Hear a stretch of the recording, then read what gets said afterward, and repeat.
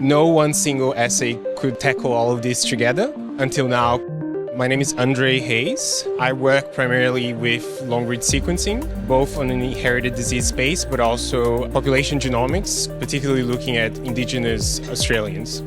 Nanopore sequencing offers multiple layers of information that we can integrate that are missing from short-read sequencing-based methods. And having a single assay that can test all the genes simultaneously is really powerful, because our method is bringing in diagnosis for many patients who remain undiagnosed. Some patients in our cohort remained undiagnosed for 15 years.